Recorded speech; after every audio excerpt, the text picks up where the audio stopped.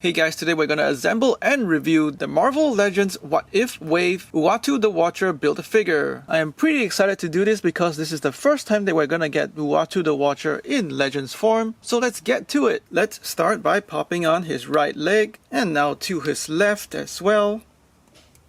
And before I pop on the rest of his Build-A-Figure parts, I thought we should look at the sculpt beneath his robes. He's wearing a pair of blue shorts, there's some sculpting over here to show wrinkling in the fabric, and he's got rather slender legs. There's no paint on this part of the figure, it's just blue plastic for his lower torso, and an orange skin tone for his slender legs. The legs also come with pinless double-jointed knees. There are some finely sculpted details, and you can see clearly that he's got nice toes over here looking very humanly. The articulation for his legs looks pretty much Marvel Legends standard, but I don't expect us to be able to use much of it once that robe is on. He's got ball joints at the hips, so the legs go out a fair bit. They also articulate forward and backward that much. Thigh swivel where the Build-A-Figure leg connects. Double jointed knees, very good range all the way up to kick his own butt. As well as ankle tilt upwards and downwards with pretty good ankle pivot outwards and inwards. Next up, we'll pop on his robe. With the figure facing you, the front of his robe should be the side that's facing you as it sways to your right. There is a notch inside that robe that would slot nicely into this channel over here on his torso. And sliding that robe on. Now popping the top part of his torso, this time the golden chest piece should face you. You might struggle a little to get the upper torso firmly connected to the lower torso, so the trick is to push the two parts together, not holding the rope but compressing from his feet and the top of the torso. And now let's pop on his arms, peg in his collar piece, and finally pop his head on. And finally slide on the cape over his head and his collar, and he's done. Uatu has a fairly simple head design in the comics, and over here on the figure, the head sculpt is also similarly simple, but there are enough details on it to make it look interesting. Much like the character's design, he's got an exaggerated rounded top part of his bald head, and that's all smooth. His facial expression is given a rather stern look, little bit of the furrowed brows, sharply applied white paint for the eyes with no bleeding at all, so that's really great. Hasbro has also put in a bit of work in that sculpting to bring out his age, since he's been watching the Earth for billions of years. You can see his age with those lines sculpted in his face, as well as quite a large nose. And on top of that, there's also nice brown shading around his eyes, as well as around his cheeks, to bring out those aged lines. So that's really fine work in order to show that Uatu is a really ancient cosmic being. And lastly, he also has sharp brown paint applied for his lips. And it might just be me, but I do see a little bit of President Barack Obama in this face sculpt. Looking at his cape, there is sculpting for the big folds in that cape on the front of his chest.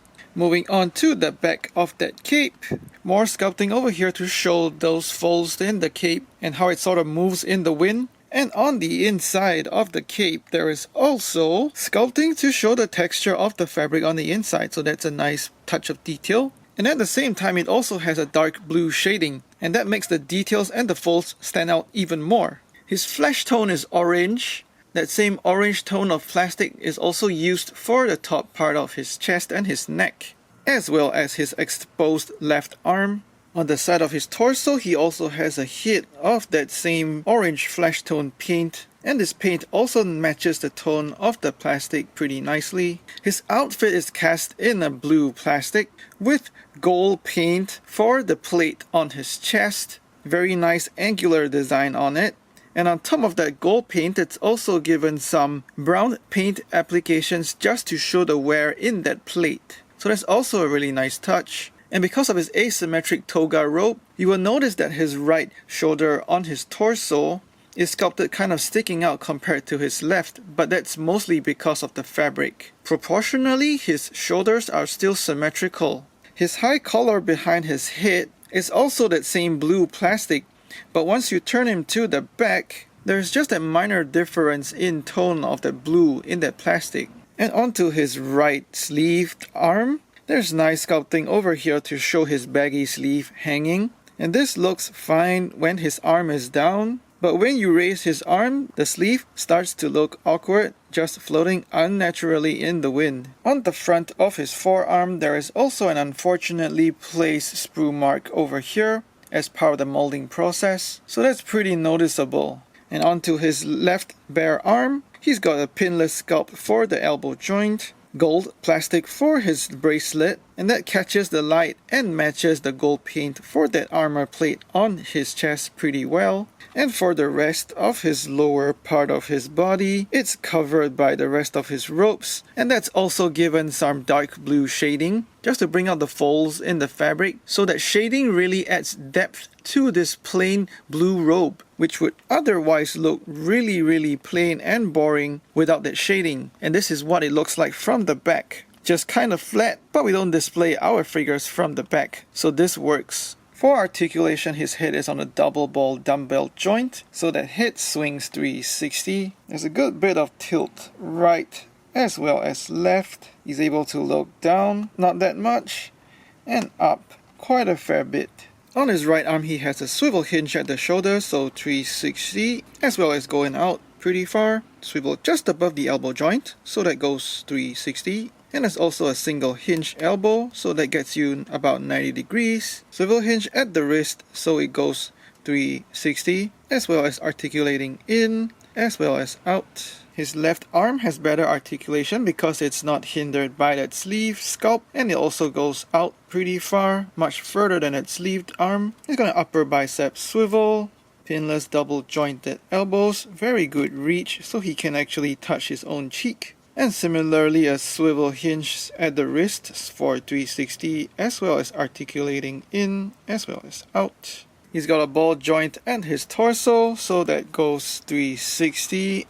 He's also able to tilt sideways just that very little bit, and getting forward at crunch about 1 click, as well as bending backward. And basically, I've already covered the articulation in his lower body, but now you cannot use it because of that very stiff robe. So I'm pretty sure there are gonna be a couple of customizers out there who will be making a cloth robe for the watcher in order to free up all that articulation in his lower body. Unfortunately, with the hard plastic shell for his robe, Uatu the Watcher isn't terribly fun to handle. He feels a little bit like a glorified Christmas tree, except maybe less stable.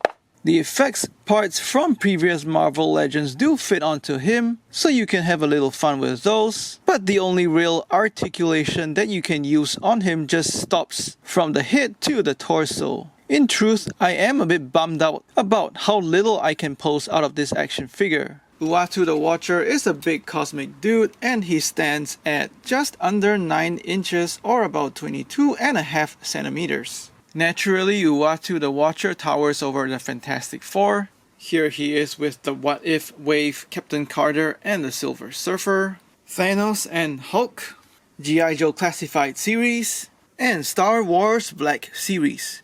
In truth, Uatu the Watcher isn't fun to handle at all. The figure is well designed, the sculpt and articulation is great above the waist, but everything else is put to a terrible waste by the hard shell of his robe, and he essentially becomes a statue. To worsen the problem, the hard shell robe also screws up the balance of the figure, and he really doesn't want to stand up properly, making this figure's stability way worse than a statue. The saving grace is the hard shell robe can be removed and replaced with a custom fabric one. So that is what I hope to do. If you want a Marvel Legends Uatu the Watcher in your collection, this is probably the first and only version that you will ever get. But I hope you are prepared to be a little bit disappointed unless you find a fabric robe upgrade. Please like and share this video, let me know what you think in the comments below, and subscribe to my channel for more toy reviews. Thanks for watching, take care and stay safe.